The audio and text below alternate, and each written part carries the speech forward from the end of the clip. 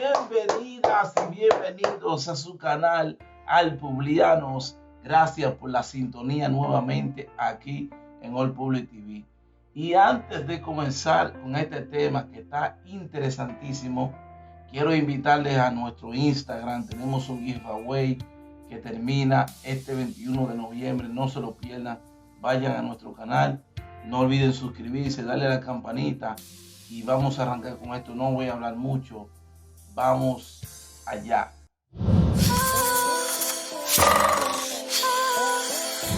Bien, familia, miren, como ustedes vieron en el título, hoy vamos a estar hablando sobre si el cristiano puede utilizar armas de fuego.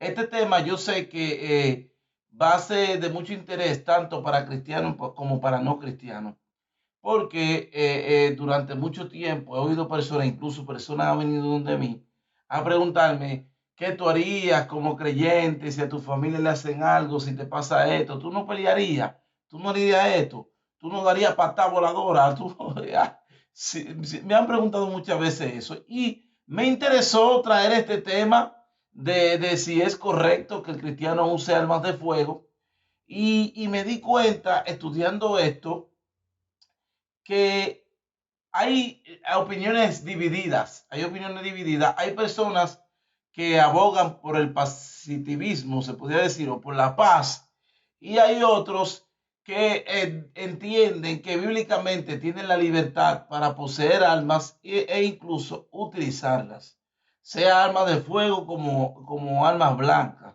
dígase cuchillos, espadas, etcétera, etcétera, etcétera. Entonces, algo que pude leer y darme cuenta es que, si bien es cierto, unos tienen pendiente que esto no es correcto y otros que no, si usted lee la Biblia se va a dar cuenta que hay, digamos que un estilo de punto medio.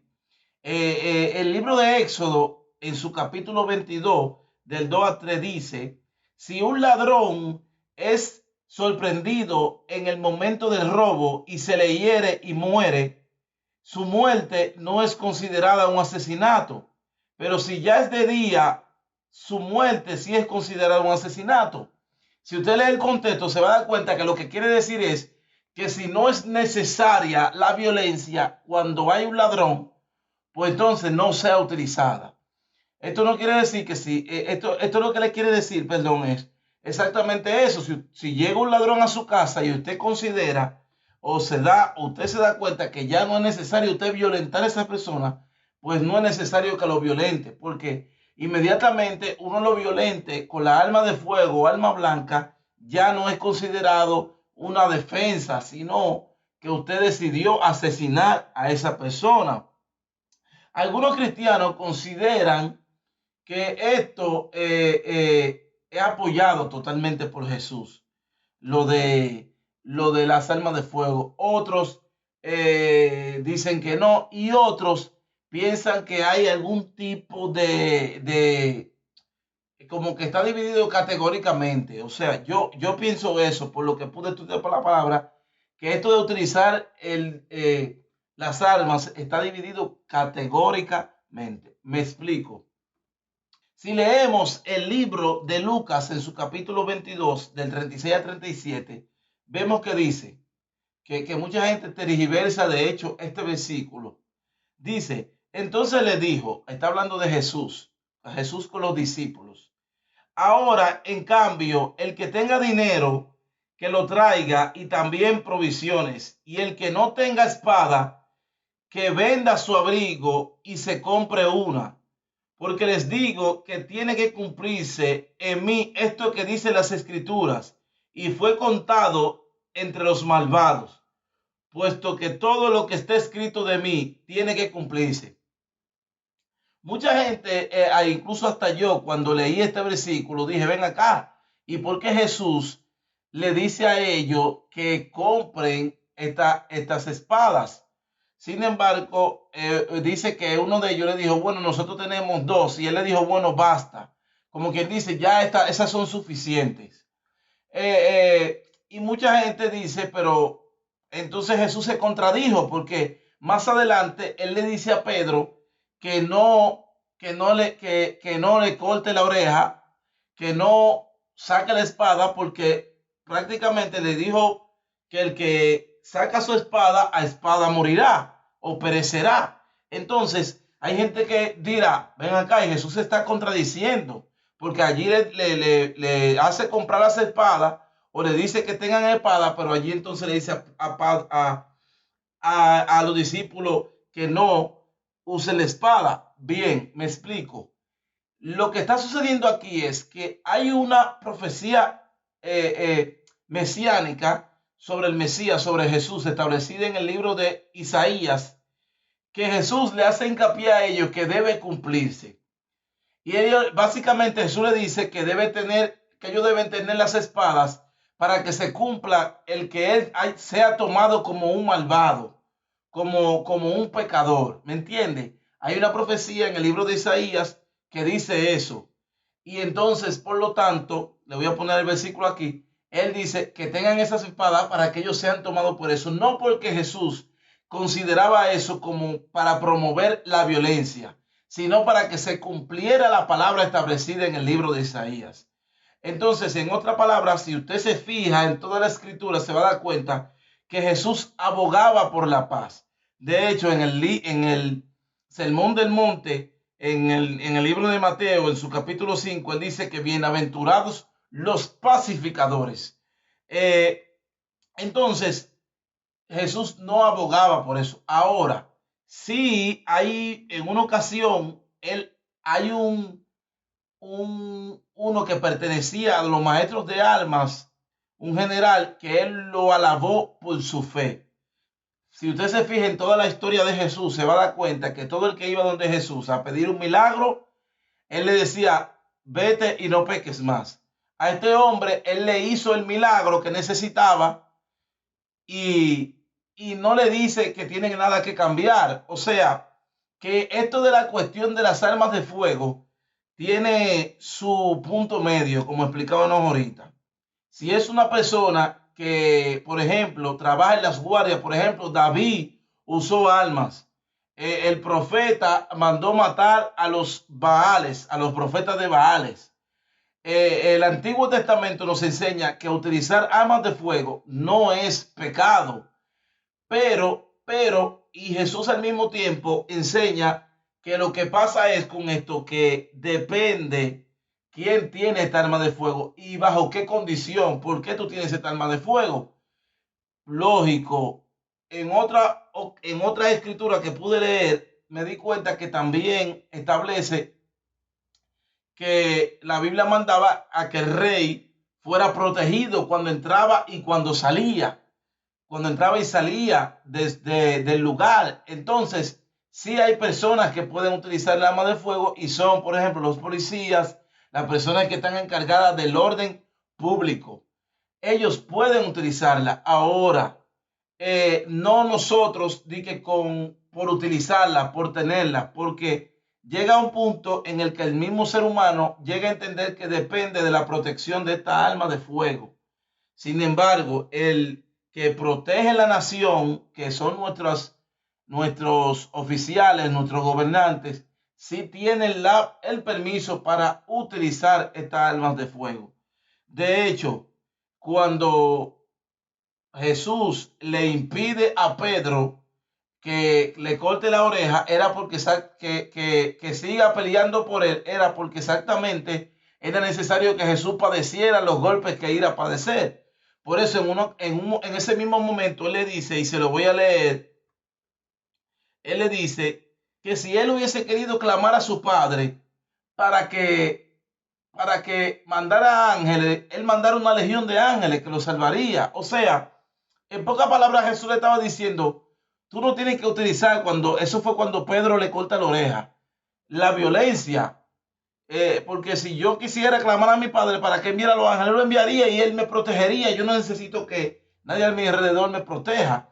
En pocas palabras, la escritura nos deja dicho que nosotros tenemos la protección divina, la protección de Dios. Y por lo tanto no la necesitamos. Pero sí hay personas capacitadas para esto, que esa es otra cosa.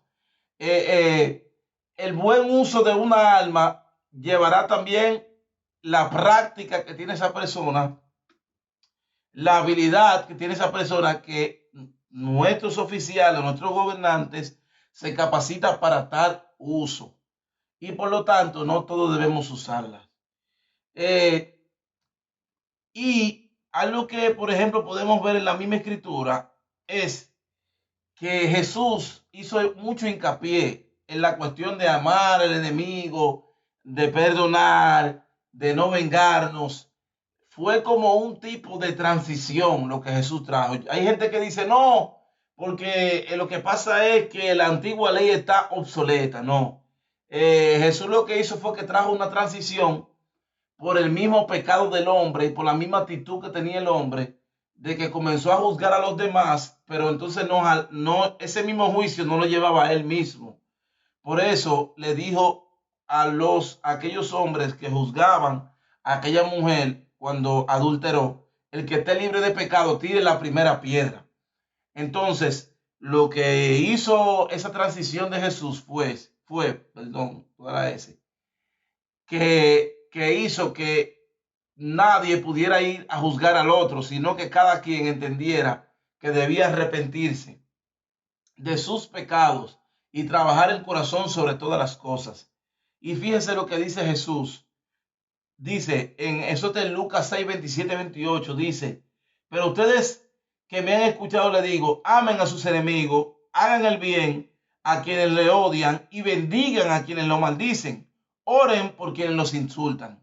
Haciendo hincapié o haciendo ese énfasis en no vengarnos, en no utilizar las armas de fuego ni la violencia en contra de otros.